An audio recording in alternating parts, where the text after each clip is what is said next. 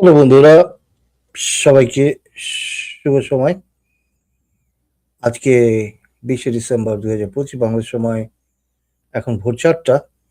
তো আমরা বিশেষ অতিথি আরুণ রায়ের জন্য অপেক্ষা করছি। উনি হয়তো চলে আসবেন এক্ষুনি।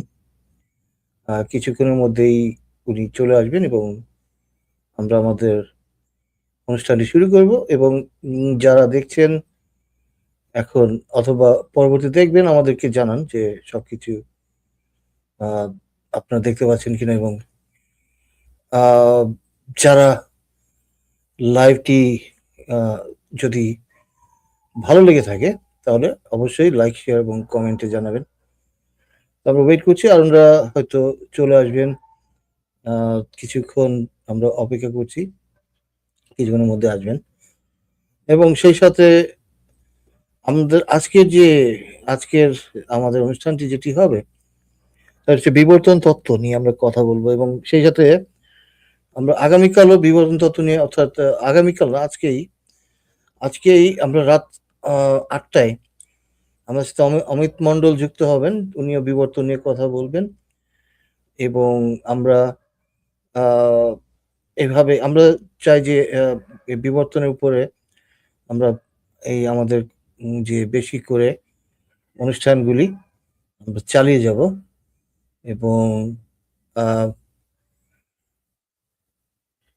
আ আমাদের সাথে আমরা চেষ্টা করি যে কোনো বিশেষ অতিথি যারা এই বিষয়ে তারা এক্সপার্ট এবং যারা এই বিষয়ে অনেক গবেষণা করেছেন, এরকম ব্যক্তিদেরকে নিয়ে আসার জন্য। তো আমাদেরকে আরুনরা সময় দিয়েছেন আ আ ভোর ৪টায় উনি টেক্সাসে থাকেন। যেহেতু টেক্সাসে থাকেন, সেহেতু উনার সময় হচ্ছে বিকাল ৪টা। আর বাংলাদেশ সময় হলো ভোর ৪টা। তবুও আমাদের এখানে বেশ কিছু দর্শক রয়েছে যারা অপেক্ষা করছেন যে আমাদের বিশেষ অতিথি চলে আসবেন। তো আমরা হয়তো ২, ৪, ৫ মিনিট হয়তো অপেক্ষা করছি যে উনার সাথে আমরা আলাপগুলি করি। তো সেই সাথে দর্শক যারা দেখছেন তারাও আমাদেরকে লাইক, শেয়ার, কমেন্ট দিন এবং আরুণরা একজন অত্যন্ত গুরুত্বপূর্ণ ব্যক্তি যিনি আ এর আগে ফরমার প্রেসিডেন্ট ছিল আমেরিকান অ্যাসোসিয়েশন অফ এথিয়িস্ট কমিউনিটি। ওইখানে প্রেসিডেন্ট ছিল। তো সেখানে এখন উনি একটা হ্যাং আপ শো নামে একটি শো করছেন এবং আ এরপর উনি বেশ একজন সায়েন্স এডুকেটর হিসেবে পরিচিত। বিভিন্ন জায়গায় উনি এই বিবর্তনের উপর এবং ক্রিয়েশনিজম, ইন্টেলিজেন্ট ডিজাইন ইত্যাদি নিয়ে কথা বলে থাকেন।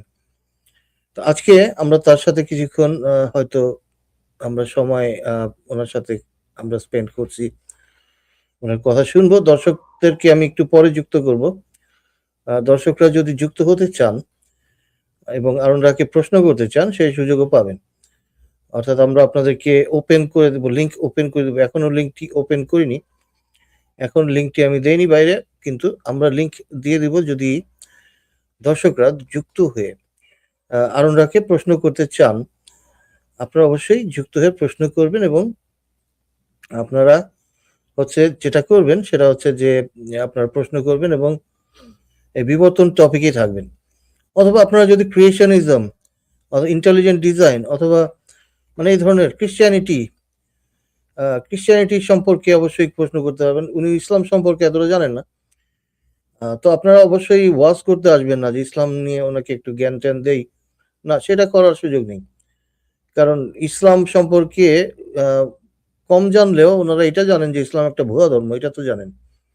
আ আমেরিকান বা যেকোনো দেশের বিদেশী যেকোনো মানুষ এই কথাটা অবশ্যই জানেন যে আ অনে অনে অ অ অবশ্যই তারা জানে যে ইসলাম কখনো কোনো একটি আ ঈশ্বর প্রদত্ত বা আল্লাহ, ভগবান এরকম একটি ধর্ম নয়।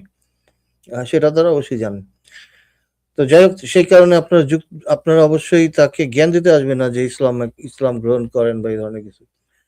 প্রিচিং করতে বা প্রিচিং বা ওয়াজ করতে এখানে অ্যালাউড না। তো যাই হোক উনি আসবেন হচ্ছে কিছুক্ষণ হয়তো টাইম লাগতে পারে। উনি আমাকে জানিয়েছেন যে একটু পরে চলে আসবেন এবং এসে আমাদের সাথে আলোচনায় অংশ নিবেন। তো আমরা ওয়েট করছি। আর আ আপনাদের যদি প্রশ্ন থাকে কমেন্টে প্রশ্ন করতে পারেন অথবা যুক্ত হয়ে প্রশ্ন করতে পারেন। আমরা আপনাদের প্রশ্নগুলি গ্রহণ করব। এবং ওকে। Yeah, Hello there. that took a lot longer to get back here than I thought it would. That's fine. So how are you today? It's all right. It's all right. Are you in India? I'm in Bangladesh. Bangladesh. Okay, gotcha. Yes. Okay. Yep. And okay, so let our audience know where you're at in the world and a little bit about yourself. All right. Well, my name is Aron Ra. I'm an atheist activist in Texas. And Texas is an extremely religious, right wing kind of area. So I'm up against the odds in what I do for sure. So, what percentage of people are religious in Texas, do you think, or in United States generally? Well, it's on some specs, it would be that atheists actually outnumber Protestants, we outnumber Jews, we outnumber Catholics, but we don't outnumber all three of them.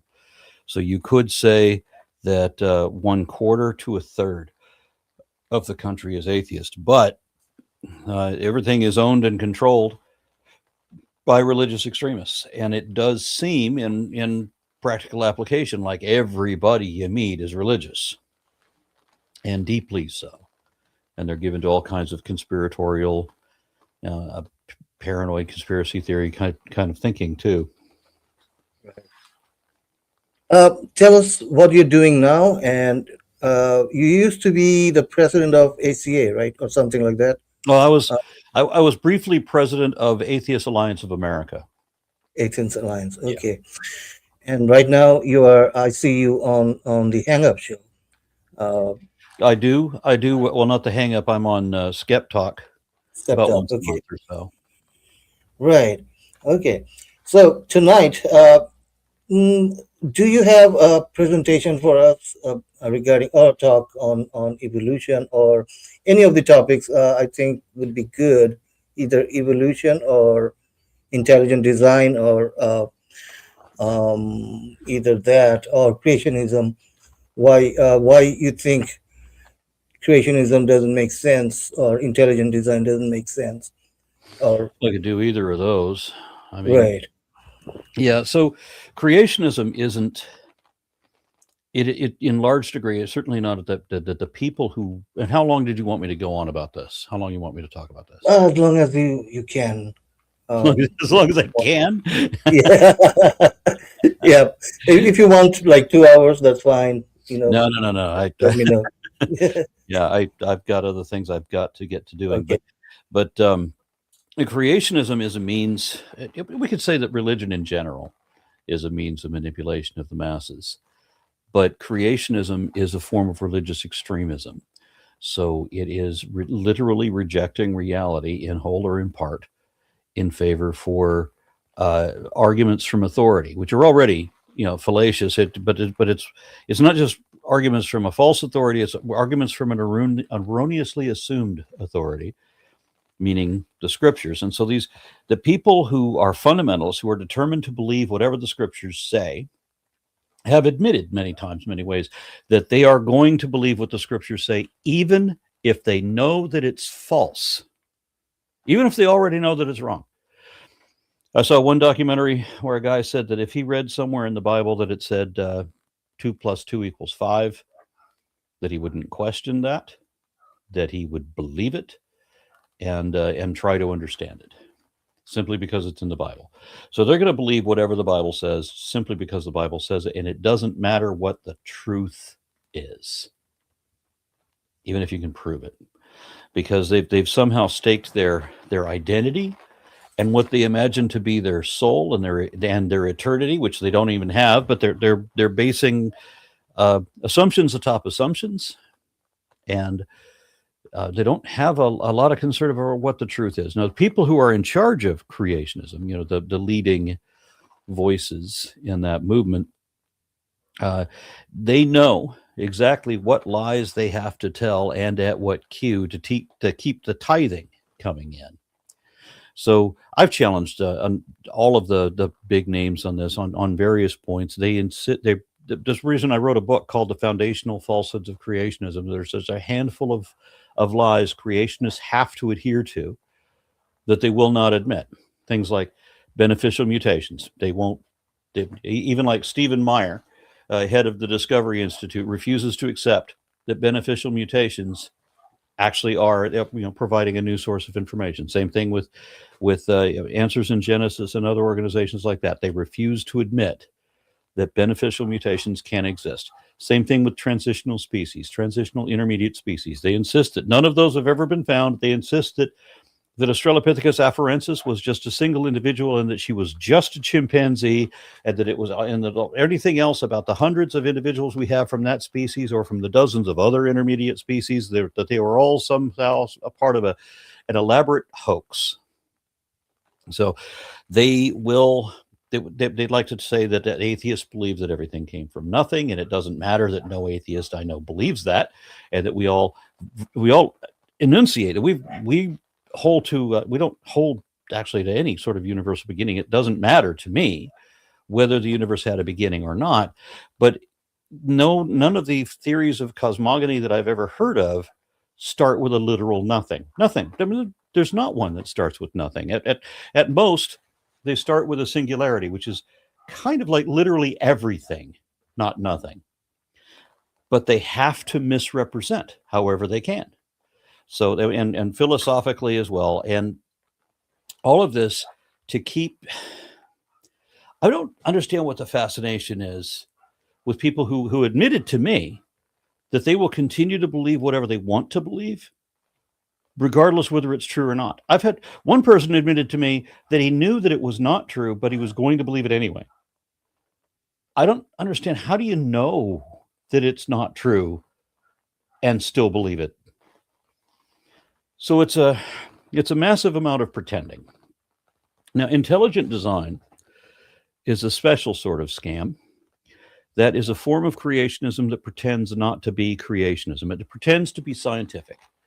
And when it first cropped up, I was on a TV show, a local TV show on PBS that was they had an evolutionary biologist, and then they had a young earth creationist, and sitting between them was an intelligent design theorist, because they wanted to create this middle of the road position where you can accept some evolution and you can believe in God and creation and still be in the middle on all, and you don't have to accept all of evolution and that sort of thing. And you don't have to be a religious extremist. That was the impression they were trying to give.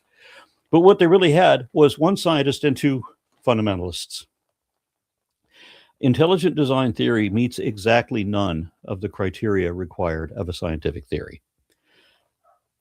And in a court of law, in Kitzmiller versus Dover, 2005, intelligent design was found to be not only straight up creationism, which they denied, but they found that it was a criminal conspiracy to get around the law against teaching creationism in public schools.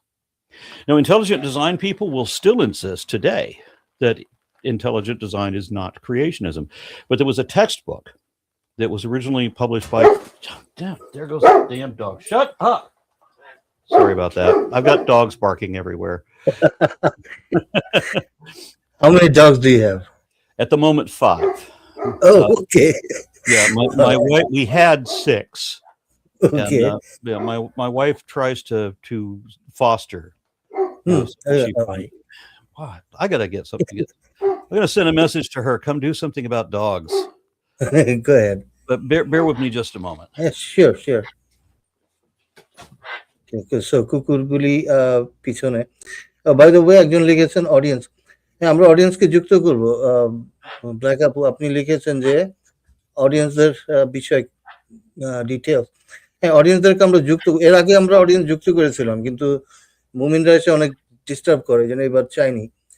কিন্তু আপনাদেরকে অবশ্যই link, আপনারা যদি যুক্ত, আপনি বা audience যুক্ত হতে চাইলে আপনাদেরকে আমি ইনবক্সে লিঙ্ক দিয়ে দিচ্ছি, আপনি কমেন্টে জানান যুক্ত হতে চান কিনা।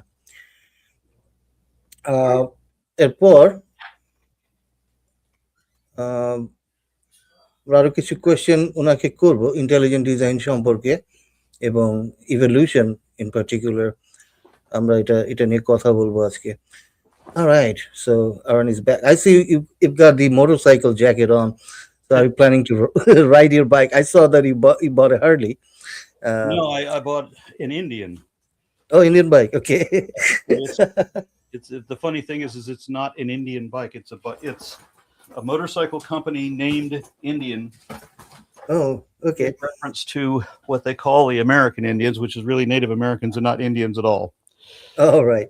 Yeah. Okay. So, I have a quote from you. I think this. I'm not sure this is the right way you said this.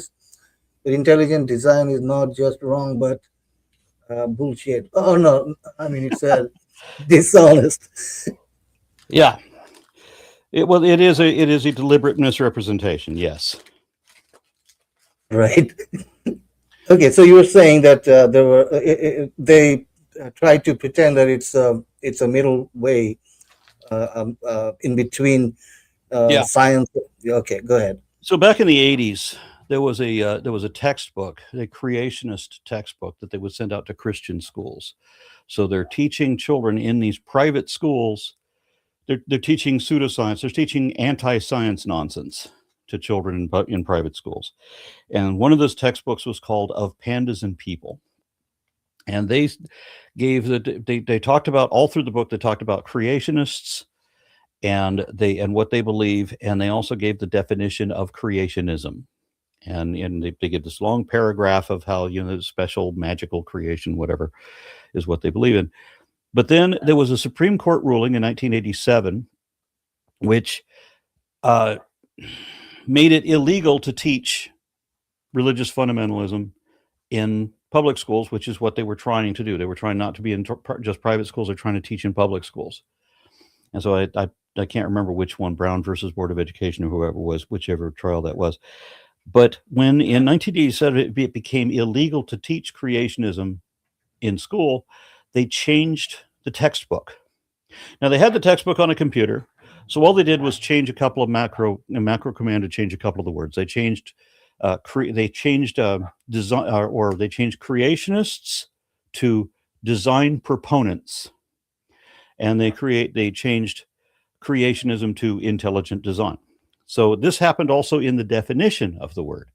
So where previously it said, that creationism is the belief that a supernatural creator created everything and that everything did not evolve, whatever, however they phrased that, it now said intelligent design, and then exactly the same paragraph that used to define. So they are literally the same thing. And these people are on the stand lying about what intelligent design is. And then one of the ways that they discovered that especially was there was a misspelling in the book that prompted that confused the macro command. So instead of changing creationists to design proponents, it instead spelled out see design proponentsists, which was a combination of both of the words. And this revealed that it was just a criminal conspiracy, that they're lying about what they are, just trying to get their religion taught in schools, and that's it. Yeah, and there's one thing I remember about the trial. They were trying to prove that there was irreducible complexity or some sort that cannot come through evolution. That's what they said. And the interesting thing there is that before they went to court, every single claim that this was the Discovery Institute, or the people like Stephen Meyer, the director of it, who made up this thing about irreducible complexity and specified complexity and a handful of other nonsense, inapplicable words that don't have any value in science. Every argument they made for irreducible complexity had already been disproved before that they were also shown to be fraudulent in a court of law. So, and they had been disproved even by Christian scientists prior to that. And the primary witness, or the star witness at that point, was a textbook author of all of our college biology books. And that was, oh my gosh, I can't believe I can't think of his name right now. Oh, well. But anyway, yeah. Can't believe I can't think of him. Can't believe I can't think of that name. Anyway, he's he identifies as a traditional Catholic, and he says that his religious beliefs are not at all affected by his understanding of evolution, and he is the textbook author on genetics, biology for college classes. Funny that I can't remember that name, but anyway, he was the star witness in Gizmiller versus Dover, and he's traditional Catholic, disproves intelligent design, every single claim that they had made for how things cannot be, how you can't reduce this or that. There were a number of arguments, and I kept the determinations of the court, the claims being made primarily by intelligent design theorist Michael Behe, and the comments on the court, how they responded to that after they'd seen testimony. And one of the highlights of that was when Michael Behe said that science will never have an explanation for the blood clotting cascade, for example. No, wait, it wasn't the blood clotting cascade. I should pull this up.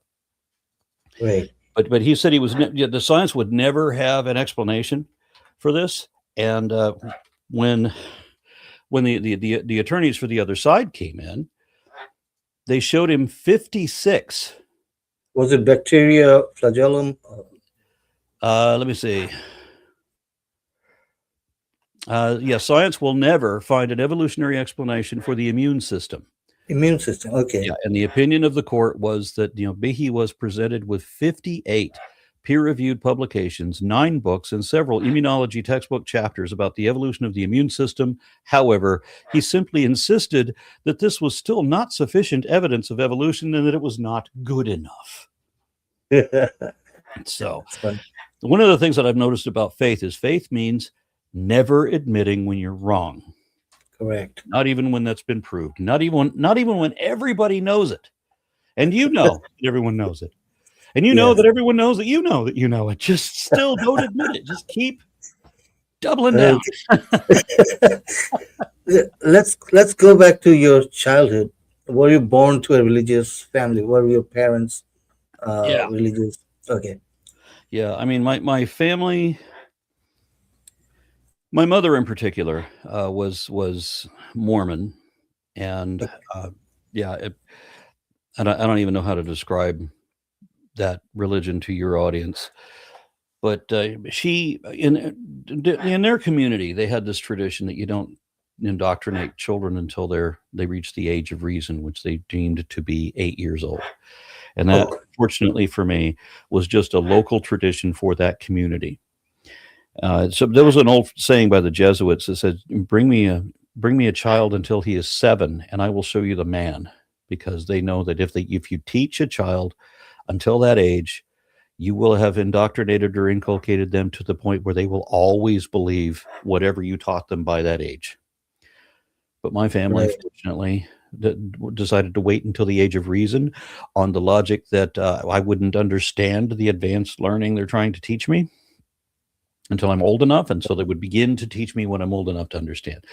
Unfortunately, by that time, I already knew better than they did. But being Mormon, it's not a common thing in America, right, to be Mormons? Or no, Mormon is there's about 12 million. There's 12 million Mormons supposedly out of 350 million Americans, something like that. Oh, okay. So it's small. Yes, but and it's hard to get off the Mormon rolls too, because I found out that my name was still on there. Okay. And I had to notify someone to get my name off the rolls, and then they sent me a form that I had to sign, acknowledging that leaving the Mormon Church would endanger my immortal soul. Were you scared then, back then, when you found be scared? I mean, when they tell you that if you don't buy into our bullshit, the Jolly Green Giant is going to come get you. Just something completely ridiculous. No, but you were raised to believe that, and like at what age did you figure out that it's all wrong or not Well, I don't true? know that most of the time this is a long process. Most people don't put it all together in a minute. I think Ricky Gervais is the only one who ever put it together in just a single minute. But I mean, everybody, every adult that I had ever met in my life, everybody, even children, everybody I had ever met until I was 14, everybody was a creationist. Everybody believed the literal interpretation of the Bible. Everybody believed there was a global flood, all of that. Until, as I said, was about 14 when I met, I had an atheist teacher in middle school. And I Okay. mentioned something about Noah's flood, and the guy laughed at me and he said there was never a flood. Do you remember his name or her name? No, I'm afraid I don't. Okay. But Okay. yeah, but so when I pieced it together, I mean that was a good start to that. But I'd already tried to read the Bible at 12, and I couldn't get very far into it. It was at some point in Genesis, I threw it across the room. It was just, this is too stupid to believe. Is it the same Bible that Christians read, or do you have a different one for Well, I don't remember which one I was reading at the time. You know, which translation right? that I happen to have hold of. But there wasn't that. There's not that much difference between the different translations. And was it something in the Bible, or was it like a process you went through that? It was Brought- what I was told about the Bible was that the Bible was the Word of God. The Bible is the absolute truth, and it is the Word of God. And God is love, and God is the ultimate wisdom. So, unlike most Christians will tell me that God is love and God is the ultimate wisdom, and the Bible is His Word. So you would think that means that if you read the Bible, you will be tapping into the greatest genius imaginable, right? I will be able to yeah. read wisdom beyond anything I've ever heard or seen. So I start reading it, and of course you don't read very far into the Bible from any direction. You don't even have to start at the beginning. Start at any book in the Bible, and you will realize pretty quickly this is not the word of a supreme being. This is not the word of a superior being.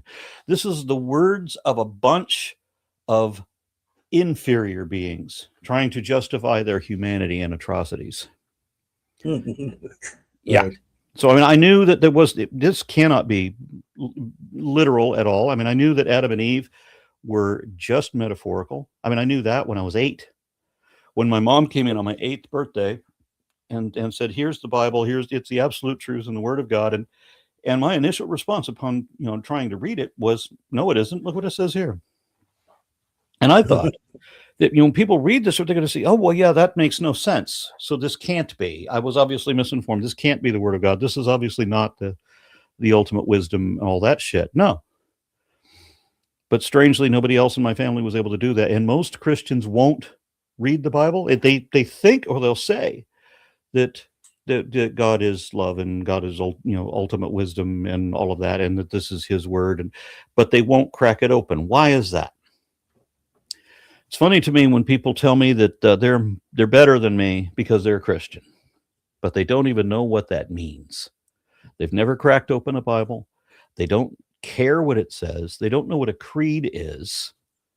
They're on their 4th felony conviction or their 3rd marriage, and they're better than me because they're a Christian. And what's that mean? It means that they wear a cross. They Yeah, don't and go they to have church. they have some delusions about God. That's why they're better. Yeah, well, if you declare that you're Christian, well, that means you're good. All you got to do is say that you're Christian, and that's it. Don't go to church. Don't read the Bible. Don't nothing. Just say that you're Christian, and then go back to drinking. Right. And you will have achieved something somehow. But my frustration is people holding to this assumption of authority. As Carl Sagan said, arguments for authority are worthless, and yet that's what religious people hold to. They will go to a church and they will listen to some ignorant, bigoted know-nothing lie to them for a couple of hours, This guy doesn't know what he's talking about. Nobody can show that there's any truth to any of this at all. So why are we all sitting here nodding our heads? What does that goober know about anything? Right. So Yeah. it was always a frustrating thing for me when my family took me into a church when I was 11 for Easter Sunday. And the guy behind the podium was saying some stupid bullshit about that. He said that there were footprints, dinosaur footprints found in a riverbed in Texas, and that there was human sandal prints mixed in with dinosaur footprints. And so there were people walking amongst dinosaurs. And the guy said that this happened 6,000 years ago, which I didn't realize. He's saying that because people who believe the Bible believe that the world is only 6,000 years old. But I, as a little kid, am thinking that he's talking about pre-Columbian Native Americans. But yeah, if you believe like 6,000 year old, those would be the young Earth creationists. Right? There's some people who believe differently, I think. So I eventually found out what it is that he's talking about, but I mean, it turned out that there were no human footprints in with the dinosaur footprints. It's some of the theropod footprints, the way the three toes go in the mud, when they pull their foot back out, the way the mud folds over when it's wet mud, has a vague appearance like a human foot. Just, I mean vague. So it's like if you were wearing sandals or moccasins. And so when the guy said that they were wearing sandals, I thought, well, Native Americans don't wear sandals; they wear moccasins, and moccasins wouldn't leave footprints. So I'm seeing all these problems, and I'm thinking, is there a lone group of iguanodons or something that still existed in pre-Columbian America, whatever? Because I was primed to believe in all kinds of stupid shit like Loch Ness Monster and all of that crap. I was raised to believe a bunch of idiocy. Right. And when the guy said that this proved that those were Adam's footprints. And I understood that you cannot make a statement of fact if you can't show that it's true. You can't claim that it's true if you can't show the truth of it, right? You have to be able to show the evidence that leads to that conclusion exclusively. You can't just do an assertion like that. And how, even if it was Adam's footprints, how could you know that? Adam puts on a pair of sandals, and so you recognize how. I'm a little kid. I'm 11 years old. I'm sitting in a church pew, and I lean over to my grandmother and like, Grandma, he's lying.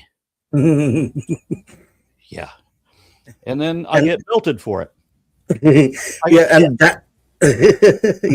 And dinosaurs were extinct like 60 million or something years ago. Yeah. And then apart from birds. Yeah. Right. Okay. Somebody said, Aron Ra, the name you wanted to remember is Kenneth Miller. There. Yes. Thank you. I knew that there was a K in it, but I kept thinking the K was in the last name. And it was, it was throwing me off. Okay, so there's one more. If evolution were false, what kind of evidence would actually falsify it? Well, that depends on what the alternate explanation is. So, I mean, we would have, in science, we have to, and whenever possible, we have to weigh multiple hypotheses at once and not necessarily believe any of them. So you have, okay, well, there's evidence that fits this. There's evidence that also works with this. But we need something that isolates one from the other. And as a matter of fact, if the same fact is true in either case, then it's not evidence of either one. We need a fact that if a fact doesn't become evidence until it points to one or eliminates the other. So it really depends on what the alternative theory is. So if things were not related, then what is the explanation for biodiversity? And right now, evolution is the only explanation for biodiversity, scientific or otherwise. We don't have any other. Yeah. So we know, for example, that I often cite this genetic chart of dogs because everybody accepts that dogs are derived from wolves, though that took some time.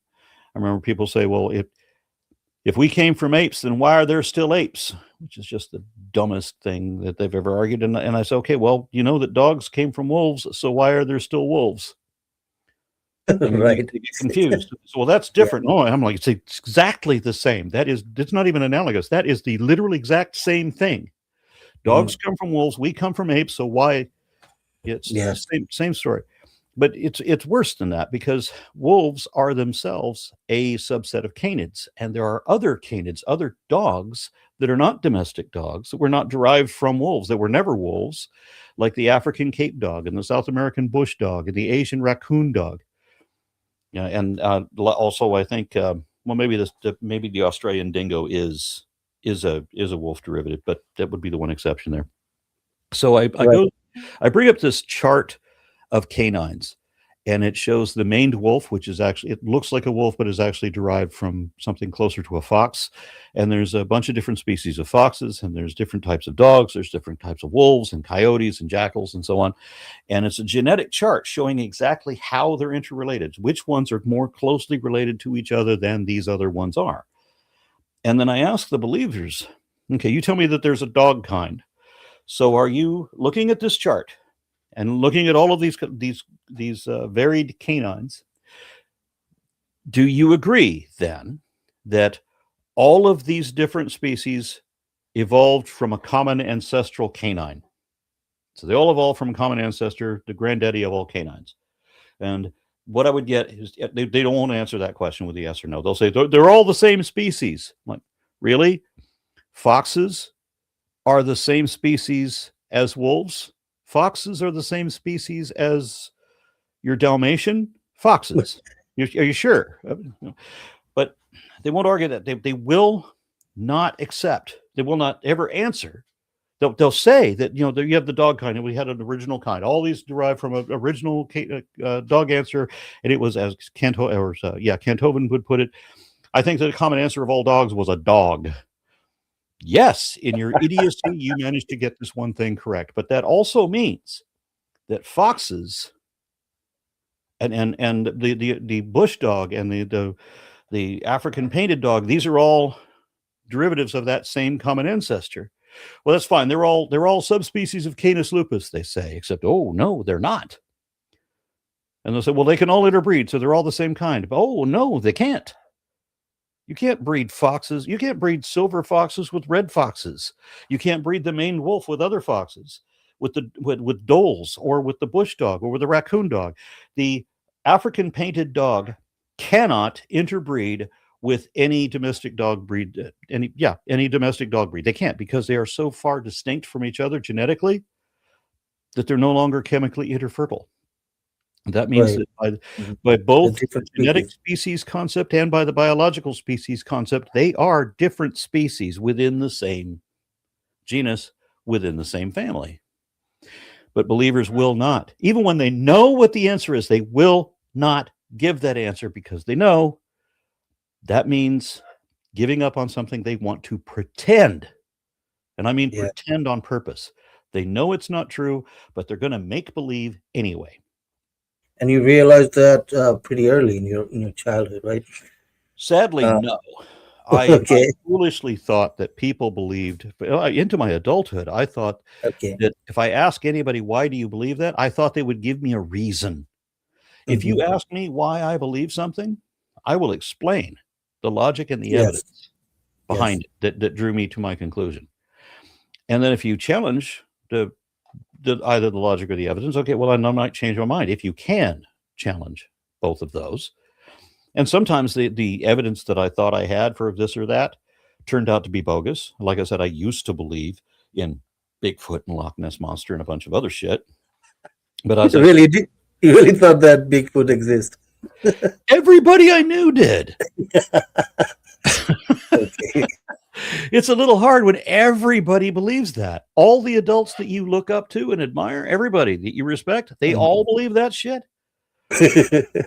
Yeah, in the 1970s in California, where I lived at the time, Andre the Giant was dressing up in furry suits and getting on the $6 Million Man TV show, and he would play Bigfoot, and just everybody accepted that Bigfoot was real.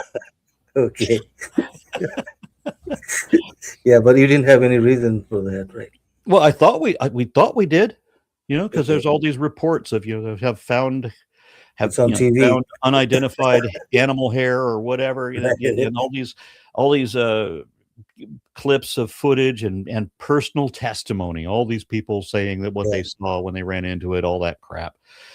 And I didn't realize what a big scam it is that people want so badly to pretend things that are not true. Right. That that was a revelation for me. So as I'm reading the Bible, I realize, one, the Bible was not written by God. This is not the words of a superior being. If I've read human authors that are way better than this book. This book is awful. It's bigoted. It's superstitious. It's stupid. It's saying things that we know are not true. Like Adam and Eve. Eve gets fooled by the serpent. Yeah. And in Genesis 3, it says that when the serpent was caught, that the serpent deceived her. God calls the serpent a liar, but in fact, the serpent didn't lie. God did. The serpent Yes. told the truth. And I can't get Christians will just not accept. God said that they would die in that day. They didn't. The serpent said, "You will not die. Instead, your eyes will be opened." And what was the very next thing? And they ate, and their eyes were open. Hey, the serpent was right. And let's forget for a moment that we're talking about a talking snake, because Christians then changed what the whole snake thing was, so that it's not even a snake anymore. So they do all this prophetic talking. So when they say that when the Bible says this, it really means that, but only right here, only in this part. When it says this, then it means that. Everywhere else, it means something else, or it means the regular thing, which is crazy. But in Genesis 3, it talks about how Eve, her generations, the children of men, will have enmity with the children of the serpent. So the serpent is going to reproduce. Eve is going to reproduce. The descendants of the serpent are going to, bruise man's heel, and the sons of men will crush the serpent's head. All of that, right? So it's talking about, if this was the devil, which is what creationists want to pretend. They want to pretend that the serpent was the devil. The devil has children, and the devil then was cursed to crawl in his belly for the rest of his days.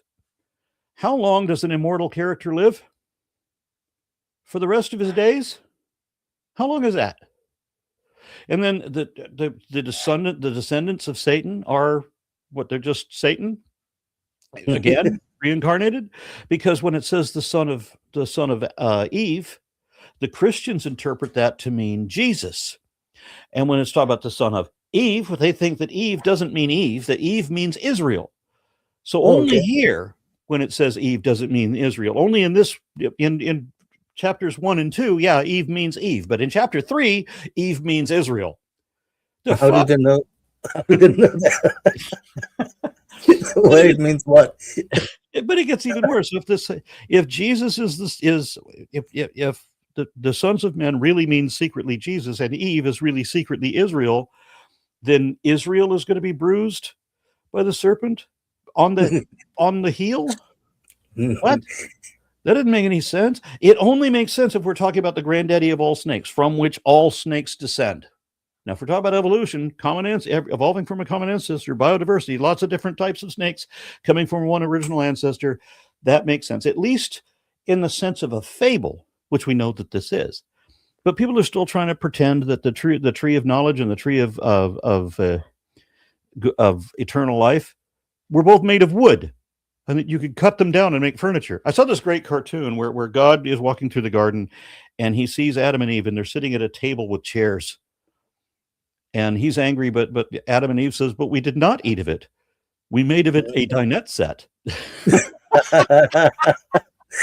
Yeah, but the similar stories are in Quran, which my background is in Islam. I used to be Muslim, but I became an atheist because I watched your shows. And also another gentleman you might know, he's also from Texas, Matt Dillahunty.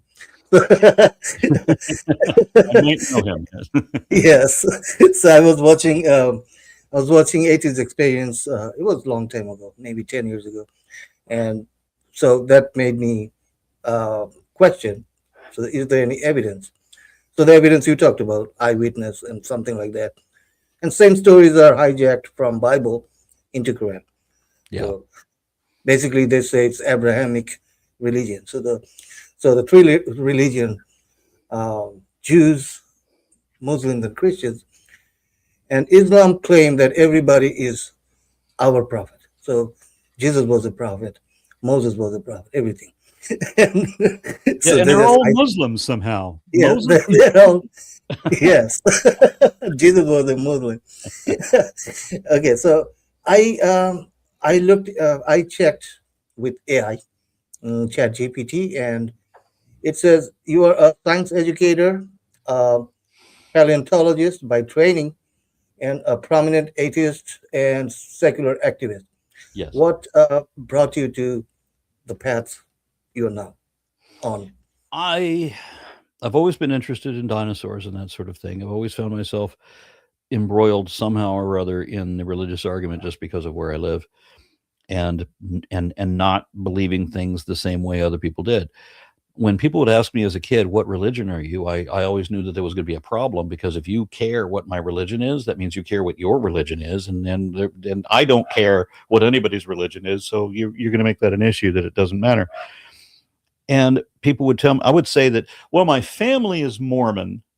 And I always thought that there was obviously a comma there, dot, dot, dot. I'm about to say, probably the next word I'm going to say is but, you know, and they wouldn't catch that. They would start telling me all the crazy things Mormons believe, which is a stupid thing to do. Why would you tell me that I believe? Oh, stupid dogs.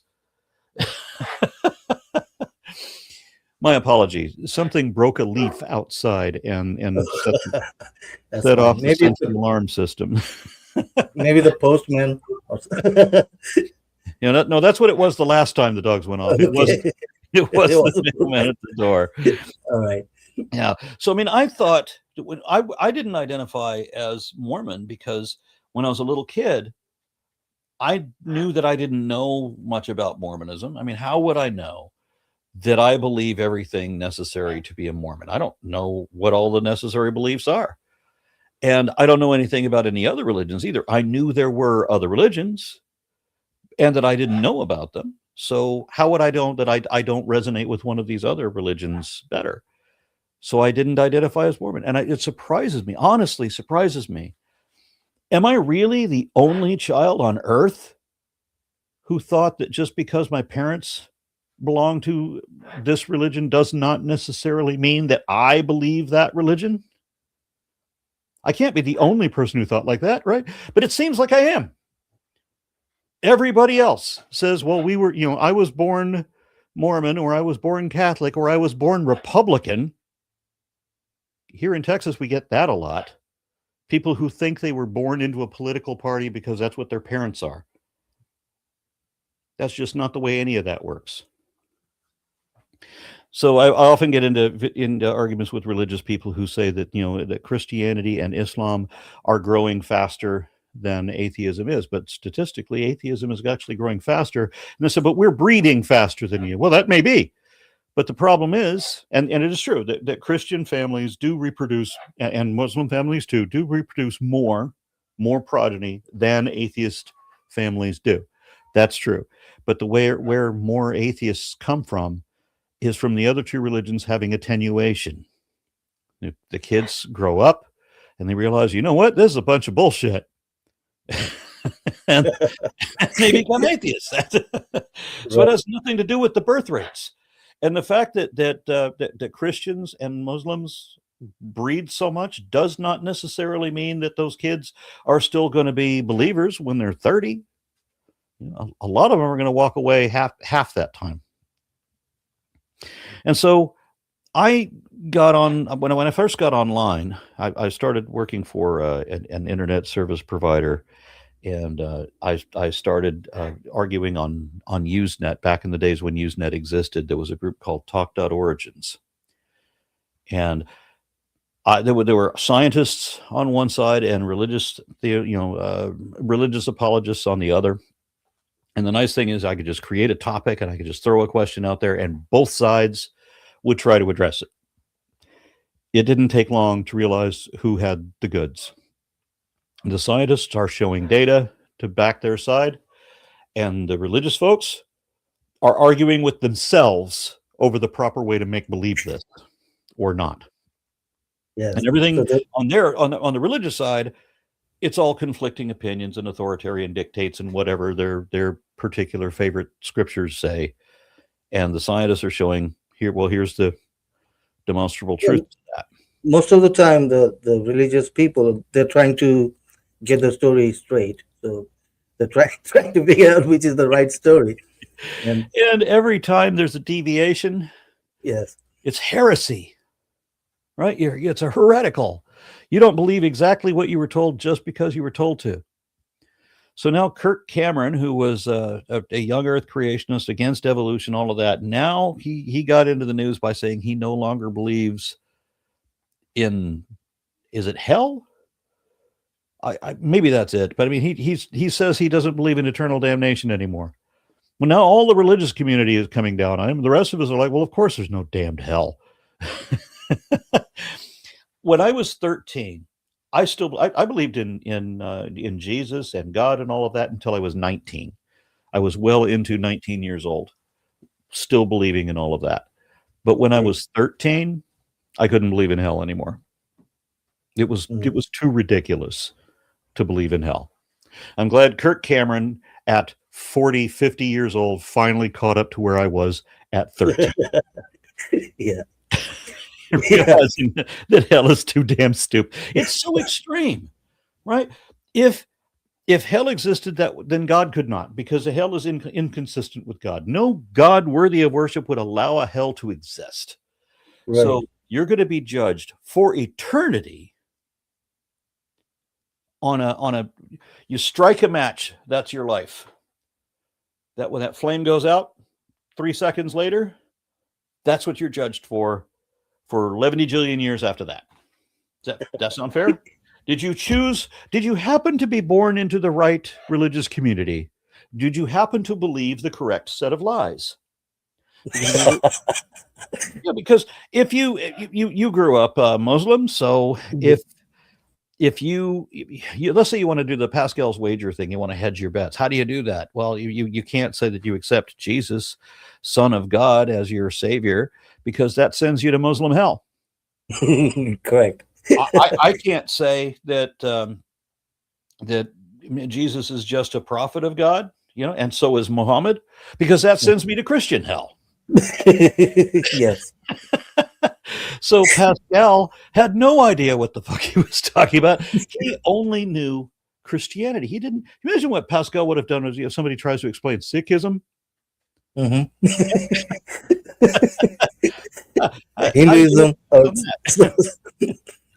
Even yes. Go ahead. No, even in Christianity, some people believe in different hell. Like some people don't believe in eternal hell. Some do. Yeah, so there's differences in Christianity in different sects, or So same in Muslims. There many different variations. Yeah. So I always been interested in paleontology.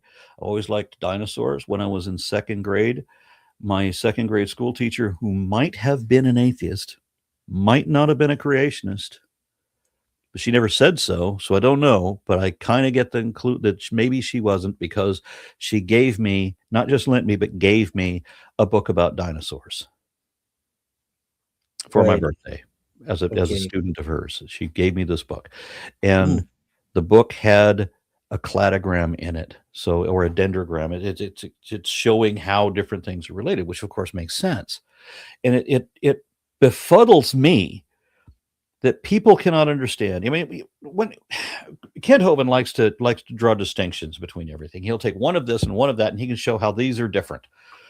Any idiot can do that, which is because he's an idiot. So that's what he's limited to. But if you have three to look at, well, now you got a problem if you're a creationist, because you have a sheep and a goat and a cow. The sheep and the goat are closer together than the cow. They're more closely related to the cat than the cow. the sheep and the goat and the cow and a chicken. Well, now they're all three together. They're closer to each other than to the chicken. Right. So there's this game on a children's TV show that we had here in this country. So one of these things is not like the other, and so you have three things to look at, and you have to figure out which one is different from the other two. Where's the consistency? Where's the difference? And with taxonomy, that's just how that works. So I was interested in the study of paleontology. I was interested in the study of taxonomy. I understand how things are related to each other, and I've even had the opportunity to go on a few paleontological digs, which is fascinating. Wow. So when people tell me that there's no such thing as fossils, we'll go look. Come dig it up. Right? Yes. I was arguing with a young Earth creationist. Down the street from my house, there's a creek that cuts through Cretaceous strata, and sometimes you can find Cretaceous fossils in here because the creek tears them up. And as I'm arguing with this guy who said that fossils aren't real, I look down, and between our feet, between his feet and my feet, as we're standing there talking to each other, is a perfectly preserved shark's tooth fossil. It's not the original tooth. It's the impression in a rock. And the tooth is gone. We have a white rock with a black tooth in high res. So you can see all the serrations down the side of the tooth, all of that. It's just a little bitty small thing, but it's perfectly fine detail. Right. And we look down and there it is. I'm like, well, son of a bitch, look at this. Pick it up, hand it to him. You think this was a hoax? You think somebody did they know that we're going to be here and they put that rock in the ground between us? Do you think maybe? Yeah, he got upset. He got so upset that I said, why would you want to believe something from somebody you know is lying? Why would you believe something you know to be a lie against things that we can prove to be true? And he ran away in tears. He told me he was going to go on believing his lies. Interesting. Right. Yeah. And people often argue that there is science in religious scriptures. What do you say to that? No, there isn't. When you come to a conclusion before you've ever done an experiment, before you've ever observed anything, before you've done any research at all, you know exactly where you're going to end up, no matter what the facts are. Then what you're doing is you're trying to find certain things that maybe you can find some way to spin to see how they fit, and you're going to ignore everything else. So people will often tell me, well, we both have the same evidence, says, because they and we come to different conclusions, right? Like, okay, well, yeah, we don't have the same evidence. And one guy gave the example. This was earlier this week. Somebody told me this. I said, well, we both have the fossil record. I'm like, no, we don't. The fact that we have intermediate fossils between humans and other apes, that's on the evolution side. That's not on the creation side. If creationism was true, we would not have. I mean, we're already so close to chimpanzees and such that there couldn't be anything in between us, because anything in between something so close would imply a common relationship. And look at how many things we've got between these two. Myriad. And then not just for us, but look, we've got walking manatees. We've got living manatees. We know that there were fossil manatees that still had legs walking around. And then we've got fossil manatees that still had legs that they couldn't use for walking anymore. We have fossils of manatees where their back legs are just useless. They're just hanging there. They're not attached to a pelvis, or the pelvis isn't attached to the spine anymore. Same thing with whales. We have a long intermediate link for all these different whales, including whales who have legs but can no longer walk, and legs and whales, indisputably whales that are walking. They've got 4 legs and they can stand on them. All of that. So the fossil record is ours. You have absolutely fucking nothing that is supportive of creationism. What you're saying is that we both look at the world around us and we come to different conclusions, except that I'm the only one looking at the world around us. You're closing your eyes and saying, I believe the world was created. There's a huge difference there. So I challenge people a lot. Give me a fact in evidence to support your position. Well, evidence doesn't have to be facts. Yes, it does. And I've had argued with so many people. They say, well, subjective evidence is still evidence. And I'm like, to you, by definition, subjective evidence is only evidence to that person, not to me or anyone else. And they're in a debate with me, wanting me to admit that they have subjective evidence. But if it's literally not evidence to me, by definition, then I can't admit that it is evidence. It's not, by definition, not evidence to me. Correct.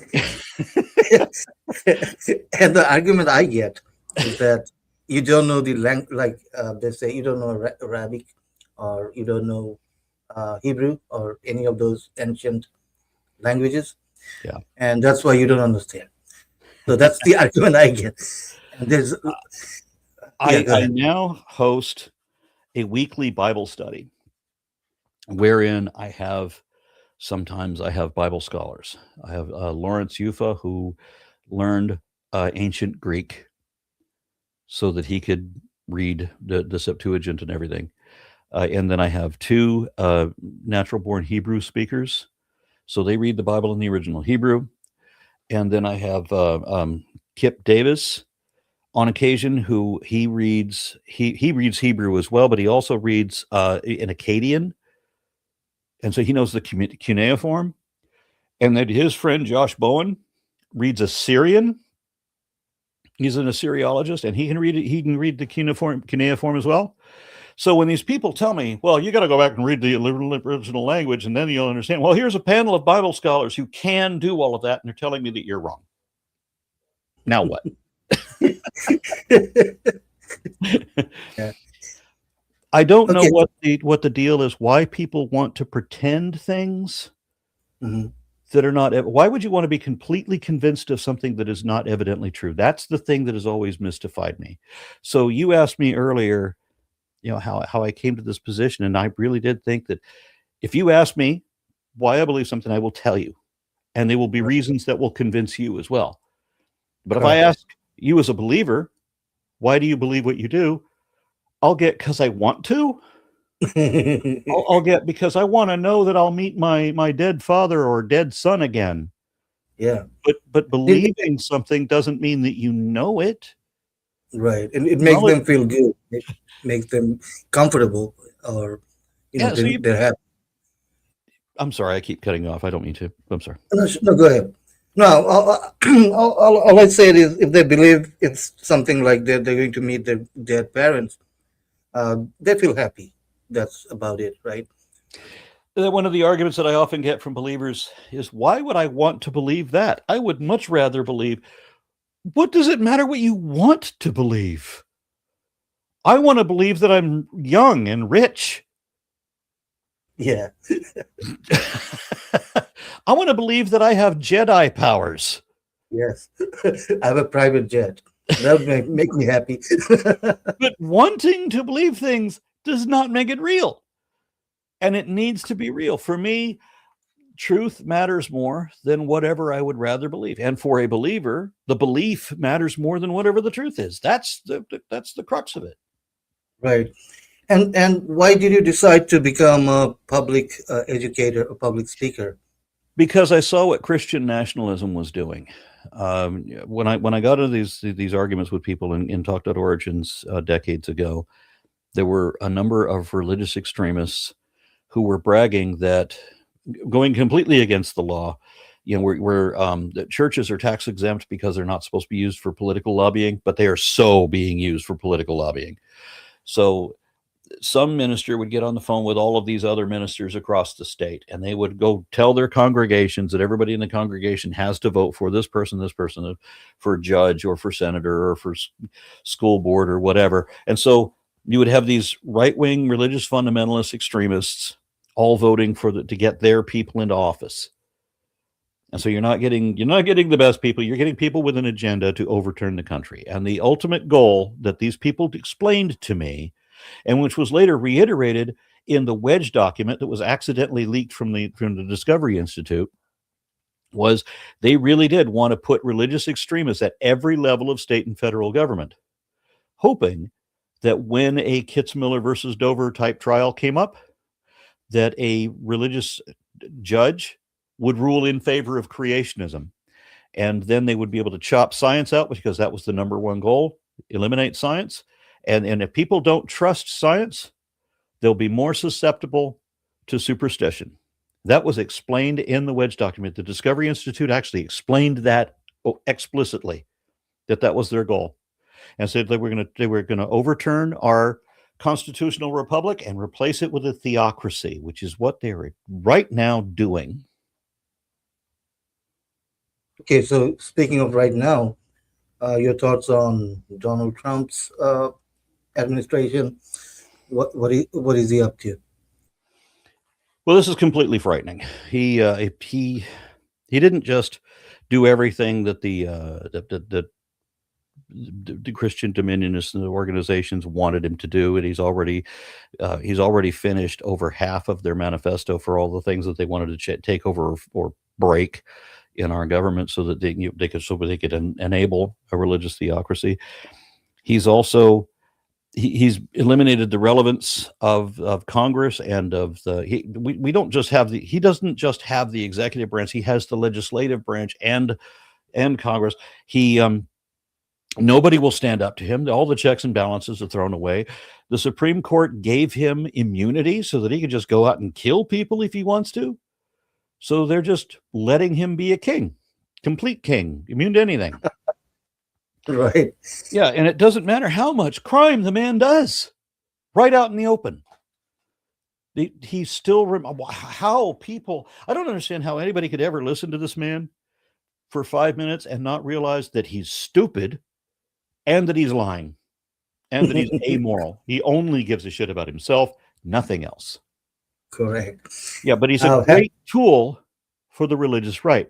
So he's doing dangerous things there. Right now, he's tearing apart the White House to put in a ballroom, which is not actually a ballroom. He's creating a subterranean data center. Oh, okay. Yeah. All right. So, question from the audience. Mm-hmm. What do you think of otherwise rational atheists who are Trump supporters, supporting Republicans? What happening there? I think I've met all three of them. Okay. Yeah, and all of them have big problems. Okay, so you're saying only 3 people or 8? All right. Yeah. and it's never for a good reason either. I mean, there just isn't. There is no good reason to follow this man. Certainly not when you know that when he says things like that he's going to defund any 501c3 organization that supports atheism, when he's going to criminalize the ability to criticize Christianity. What smart atheist is going to endorse cheating themselves out of their own right, the most fundamental right, freedom of religion, which means the freedom from religion, which means our ability to criticize religion? If I were in the UAE, and I was once upon a time, and I criticized Islam, my host grabbed me up and said, "We got to go right now." Yes, so because public place. I'm just they'll try to kill you. I'm talking like I would in the United States, right? About here's 5 ways we know the Quran is wrong. Nope, we got to go. Boom. Inside of 1 minute, we're in the SUV going down the road. So yeah, talking about debating Muslims, I've looked at some of your clips. I'll show you one. Do you remember this? This is P.Z. Myers, and you're in the background. Yes. Okay, so I'll play some of it. So you were debating, I think, Hamza Zordis or something. Yep. Okay, so they were... And Adnan. Yeah. Adnan Rashid and what the fuck is his name? Whatever. Anyway, so they were saying that there's embryology in Quran in perfect... it matches with science and so on. And then P.Z. Meyer was laughing at them. So he said, and then something you said was really important that I picked up, is that they are, okay, I'll just play it. Better to hear from you. No, you sexed it up slightly, right? Because actually what I've just discussed with Professor, right? Yeah, Professor Myers. What I discussed with Professor Myers was like actually the Quran is quite opposite to that. It's not a text that says believe just because I say so. It actually tells you to, for example, أَفَلَا تَعْقِلُونَ. In Arabic it says, do you not use your mind, your intellect? So it's telling you and trying to evoke thinking. Do you see? I just want to make sure we don't have a language barrier. So when I said that you are punished for not believing, you're saying that I'm wrong, that in your religion you are not punished simply for not believing. No, you're right, but it's bigger than that. It's an existential question. I was right. No. So what was it saying? That so he was saying that just for being a non-believer, Yeah. you're going to hell, right? Is that correct? As you know, the Quran is really explicit about this over and over and over again. It says Yeah. that to do evil means to disbelieve, and that those who do good are the believers, and that believing means doing good. Yes. Yeah, that's a faith is a virtue. Yep. You know. So how could you base a system of ultimate infinite justice where the punishment is so ridiculously severe that it's merciless, maniacal, what is the word? Vindictive? I mean, where you have to be so excessively cruel. Yes. And the whole point of it is to cause as much pain as you possibly can forever and ever and ever, because you just can't let go of your rage that somebody didn't pretend what you wanted them to pretend. Yeah. It has nothing to do with whether you're doing good, actual good, or evil. If you're doing actual good things, but you don't believe, well, then that means you're an evildoer.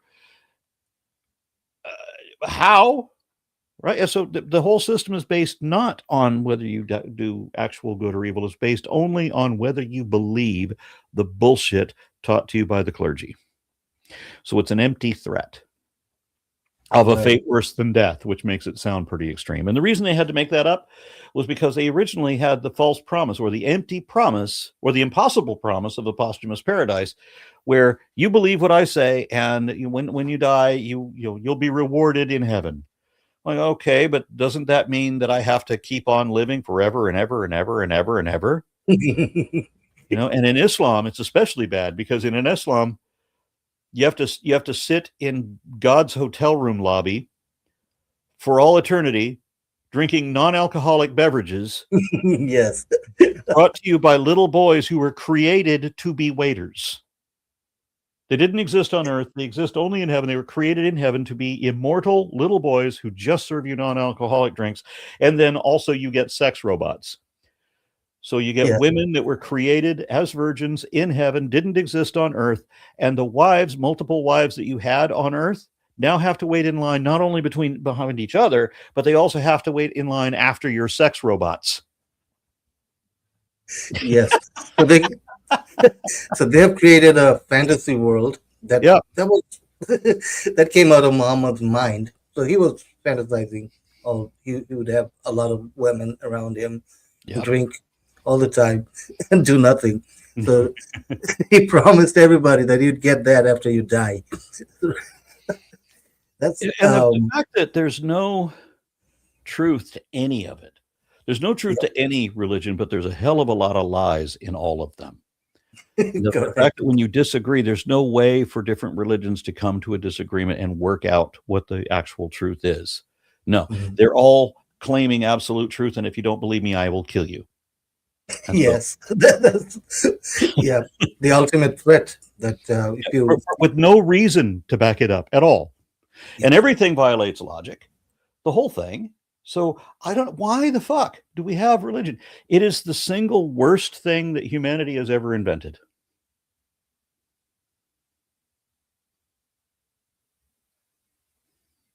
You still there? Did I lose connection? Yeah, sorry. Could you? I was distracted a little bit. Okay. Repeat the question.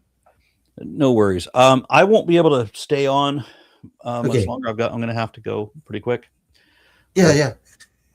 Okay, so all right. How much time do you have? Do you have time for a few more questions? I could do, yeah.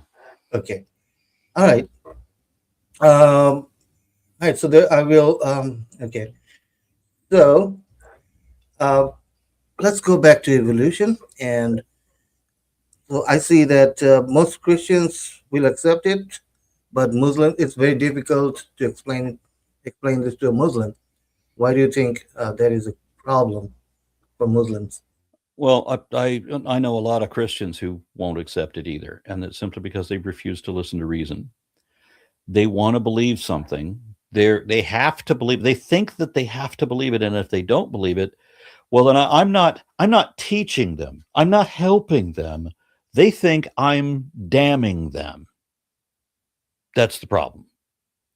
They're Oh, yeah. afraid that if they learn forbidden knowledge, that and one girl told me that if I say something that makes sense, it's only because the devil is speaking through me.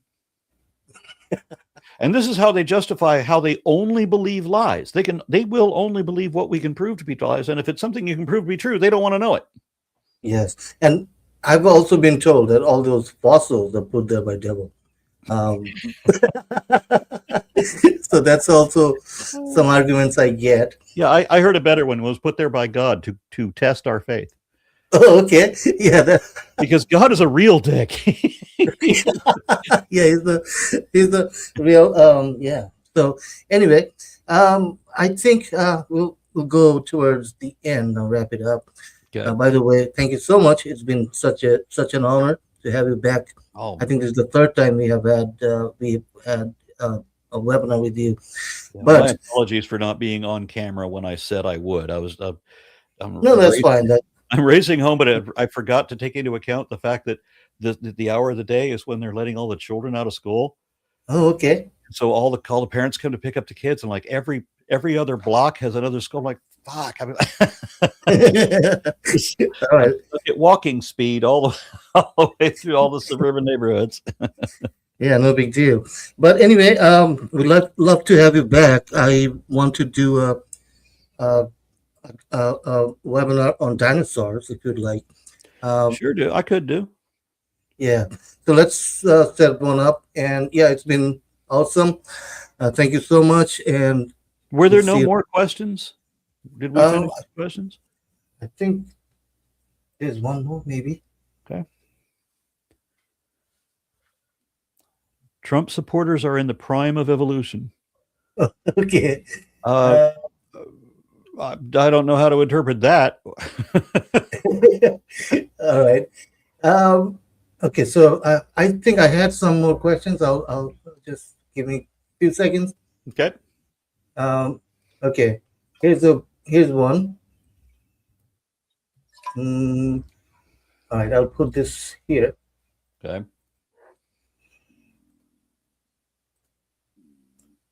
Okay, here's a question: why do holy books consistently fail When they make claims about nature? Because they are written by people who don't know what they're talking about. Yeah, this is true for Bible and Quran. All the holy books. Yes, sir. Because Quran says the world was, I think the Bible says the same thing, like God made the world in or the universe in 7 days or something like that. The Quran gets a little bit weird about it because it gives two different ages of the world, if I remember correctly. Okay. Yeah, and how can the same book that doesn't contradict itself give two different ages or two different durations of time? No way to reconcile that. Yeah, but the Noah's flood and the Noah's flood, I think the Muslims say that it was a local flood, and then it becomes pointless because why would God? But then it also says that everyone alive is a son of Noah. Yes, and the way they reconcile it, they say that everybody was living at the same place at that time. That was Muslim put the argument in that way, that everybody in the world was in that place at that time. But there's no scientific evidence to back it up. So it's worse than that. The global flood has been disproved by independently by various different sciences. Yeah, and they okay. So when you come to interpretation of, there's a question: is it possible to reinterpret the scriptures endlessly to match modern science without losing its authority? If you pretend that when it says this word, it means that other word, but only in this chapter or only when I need it to, then yeah, you can make the Bible say anything, or the Quran say anything you want to. Basically, they do that. They constantly change the meaning. Yep, but only right here.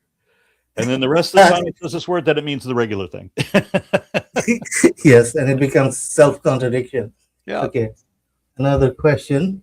Ken Miller gave one piece of evidence during the trial.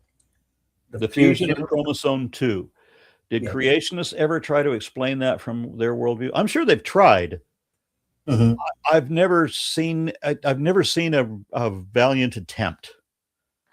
I'm sure they would have loved to have done it if they could, but they couldn't come up with anything. Right. Yeah. So they tried to they tried everything to make intelligent design fit into classrooms. Yeah. Creationism in different forms, but none of that worked. Yeah. Okay. So all right. So I think we'll wrap it up here. Thank you so much. We'll love to have you back for a dinosaur talk. Let me know when you're available or when you can. And also, one more thing I would like to see. I have the guy I work for. He has a weekly podcast, or yeah, he has guests every week. Mhm. But this guy's a Christian guy.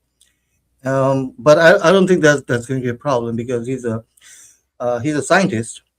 But he believes that every spirituality is it's fine, and Muslims or anything you believe in, that's fine. So I think if you become a guest on his podcast, it'd be great. Also, we'd love to have you there too. Well, And let's communicate in email. yeah, sure, I'll let you know. Yeah, I was talking to him about you today, and I said he's an atheist. So he said, no, that's fine. If he has open mind and he doesn't, go into conflicts, we can have talks. I said, Well, yeah. how open is his mind? Oh yeah, he's pretty open. Like he accepts all religions, and he says everything is good. So Okay. there's no problem with any faith. So I either think way, there's a problem with faith just in being faith. yes, yeah. I mean, being a scientist, you cannot have faith. So he Yeah. doesn't have faith, but he holds on to the cultural thing. I think he holds on to the spiritual thing, which is also Yeah. confusing because we don't know if there's a spirit of any kind. Yeah. So anyway, thank you so much, Aaron, for being here, and Thank we you, love Colin. to. My pleasure. All right, we love to see you again. Until then, stay healthy. Thank you. Bye bye. Bye-bye.